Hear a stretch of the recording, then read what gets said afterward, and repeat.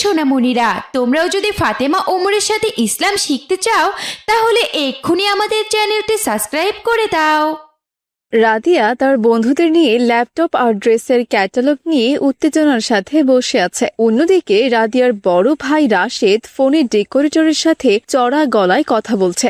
দেখো বন্ধুরা, এই ডিজে গ্রুপটা গত মাসে এক সেলিব্রিটির বিয়েতে পুরো শহর কাঁপিয়ে দিয়েছিল। আমি চাই আমার এন্ট্রির সময় ফগ মেশিনের ধোঁয়া আর হাই ভোল্টেজ মিউজিকে সবাই যেন অবাক হয়ে যায়। একদম ঠিক।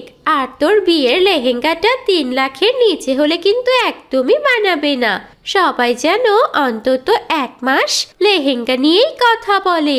চিন্তা করিস না বোন রাদিয়া, আমি অলরেডি সব দামি দামি কোম্পানিকে বিয়ের জিনিসপত্রের জন্য বুকিং দিয়েছি।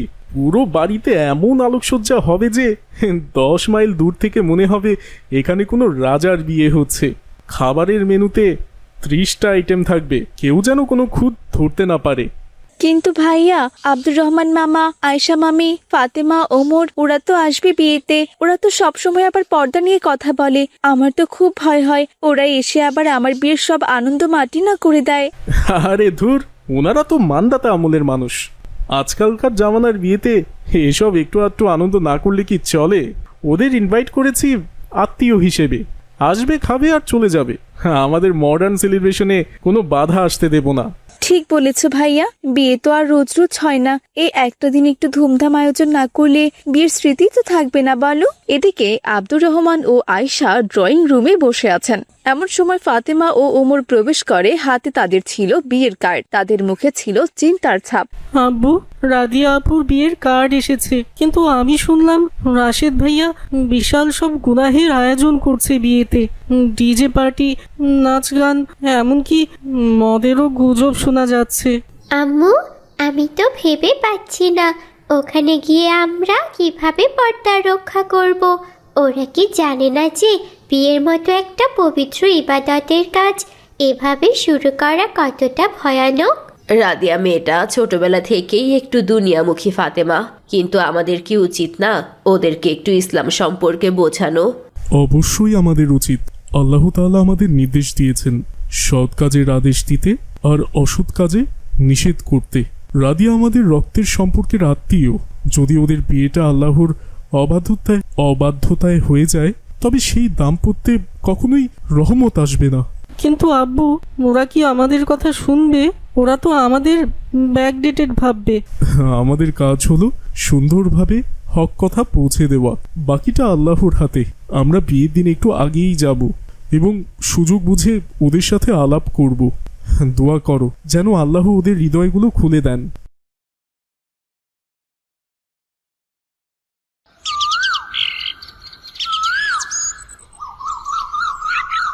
বিয়ের দিন রাদিয়াদের বাড়ির সামনে কান ফাটানো গান বাজছে। যুবক যুবতীরা একসাথে নাচছে। পর্দার কোনো বালাই সেখানে নেই। এমন সময় আব্দুর রহমান তার পরিবার নিয়ে বাড়ির সামনে এসে থমকে দাঁড়ালেন। আব্বু, আমার দম বন্ধ হয়ে আসছে। এত উৎকট শব্দ আর অভদ্রতা। আমার মনে হচ্ছে আমরা কোনো পাপিষ্ঠদের আসরে চলে এসেছি। আম্মু দেখো, ওই গেটের দিকে তাকিয়ে সেখানে ছেলে মেয়ে একসাথে কি অসভ্যতামি করছে।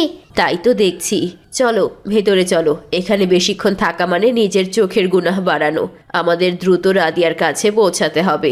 এরপর তারা ডাইনিং এরিয়ার পাশ দিয়ে যাওয়ার সময় লক্ষ্য করলেন একদল লোক চিৎকার করে কথা বলছে। এইটা কোনো দামি বিয়ের ব্যবস্থাপনা হইল? 20 মিনিট ধইরা বইসা আছি, এখনো কোনো মাংস দেখা নাই। আরে ভাই, পাশে টেবিলে দেখলাম কত বড় বড় পিস আর কত বেশি করে মাংস দিচ্ছে, আর আমাদের এখানে শুধু হাড্ডি পাঠিয়ে দিয়েছে।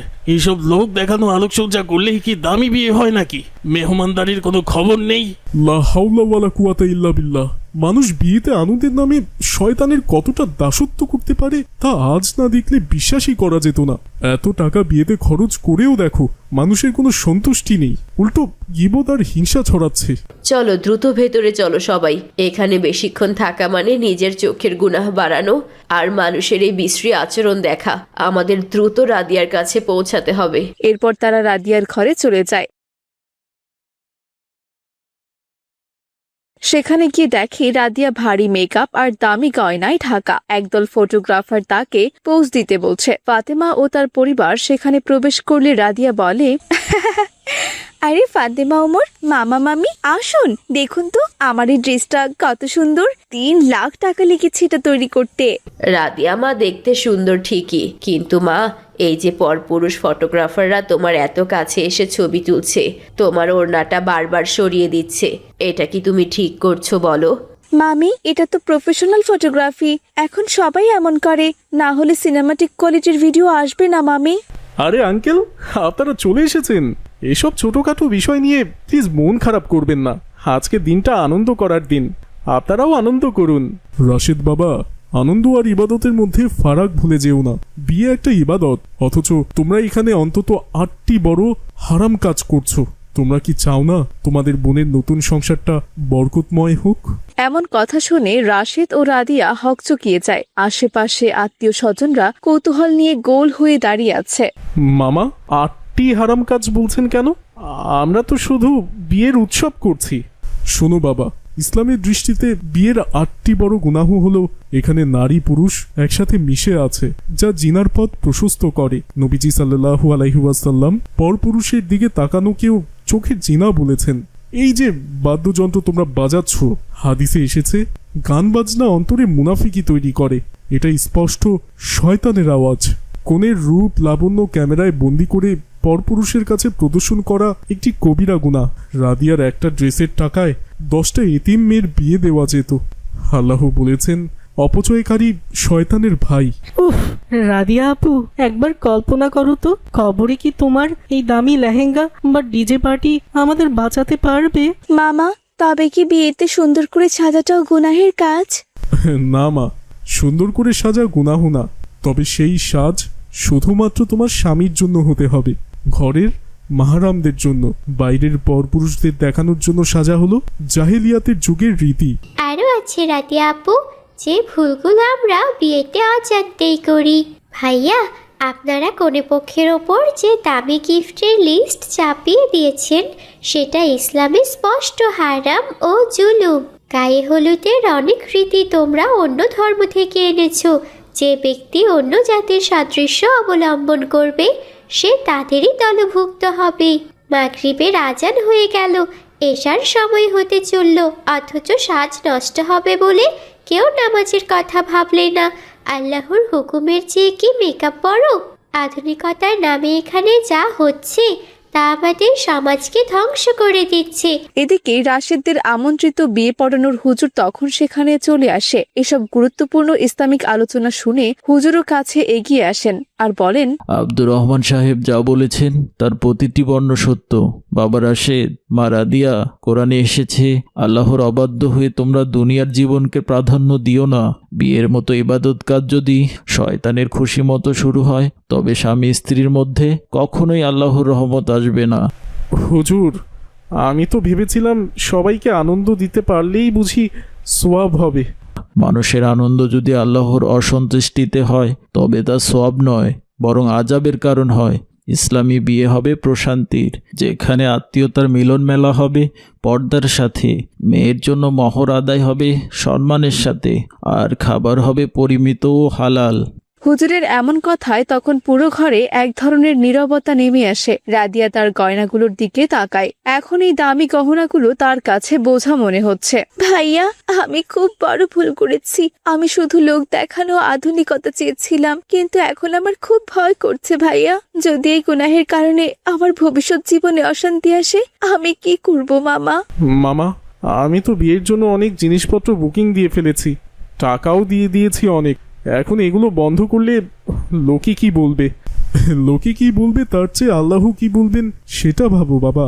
প্রথমেই ডিজে গান বন্ধ করতে বলো, ফটোগ্রাফারদের বলো যেন নারী মহলে না যায়, আর যা অপচয় হয়ে গেছে তার জন্য তওবা করো। এরপর বিয়ে বাড়ির গান হঠাৎ করে থেমে গেল। ড্রাম আর বক্সের আওয়াজ বন্ধ হওয়ায় চারদিকে এক অদ্ভুত শান্তি নেমে আসে। রাশেদ দ্রুত সব বাদ্যযন্ত্র ও ক্যামেরা সরিয়ে ফেলার নির্দেশ দেয়। মেহমানদের হইচইও কমে আসে।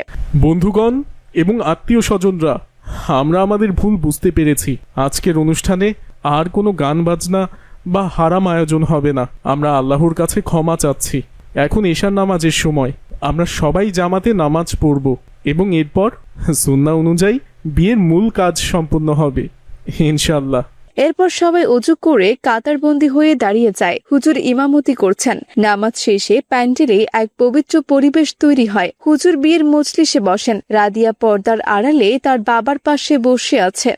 আলহামদুলিল্লাহ, আজ আমরা এক মহান পরিবর্তনের সাক্ষী হলাম। ইসলামে বিয়ের মূল বিষয় হলো প্রস্তাব, আরবিতে যাকে বলা হয় ইজাব, এবং গ্রহণ, আরবিতে যাকে বলা হয় কবুল, যা দুজন সাক্ষীর উপস্থিতিতে হতে হয়। এবং সবচেয়ে গুরুত্বপূর্ণ বিষয় হলো মোহর নির্ধারণ করা। বরপক্ষ, আপনারা কি মোহর ঠিক করেছেন?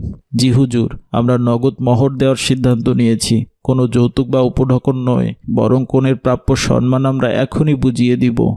মাশাআল্লাহ, এটাই ইসলামের সৌন্দর্য। এখন আমি শরীয়তের নিয়ম অনুযায়ী আপনাদের সবার সম্মতিতে এবং আল্লাহকে সাক্ষী রেখে এই বিয়ে পড়াবো। তারপর হুজুর গম্ভীর ও পবিত্র কণ্ঠে খুতবা পাঠ করেন। এরপর বর ও কনের সম্মতিতে বিয়ে পড়ানো হয়। পুরো মজলিস আলহামদুলিল্লাহ ধ্বনিতে মুখরিত হয়। কনে রাদিয়া পর্দার ওপাশে বসে দোয়া করছে। আলহামদুলিল্লাহ, আলহামদুলিল্লাহ, এখন আমার মনে হচ্ছে আমি সত্যি কোনো পবিত্র বন্ধনে আবদ্ধ হলাম। আগে শুধু ভয় পাচ্ছিলাম, কিন্তু এখন মনের ভেতর এক অদ্ভুত শান্তি অনুভব করছি। এরপর সব প্রধান চরিত্রগুলো সারিবদ্ধভাবে দাঁড়িয়ে দর্শকদের উদ্দেশ্যে কথা বলছে। প্রিয় মুসলিম ভাই ও বোনেরা, বিয়ে একটি সামাজিক উৎসবের পাশাপাশি একটি মহান ইবাদত। কেউ একে শয়তানি কর্মকাণ্ড দিয়ে কলুষিত করবেন না। আপনার ক্ষণিকের আনন্দ যেন আপনার চিরস্থায়ী আখিরাতকে ধ্বংস না করে দেয়। হারাম আয়োজন বর্জন করুন। সুন্নাহর মধ্যেই রয়েছে প্রকৃত অভিজাত্য ও শান্তি। মা বোনেরা, পর্দার সাথে বিয়েতে আনন্দ করুন, আল্লাহর সীমা লঙ্ঘন করবেন না।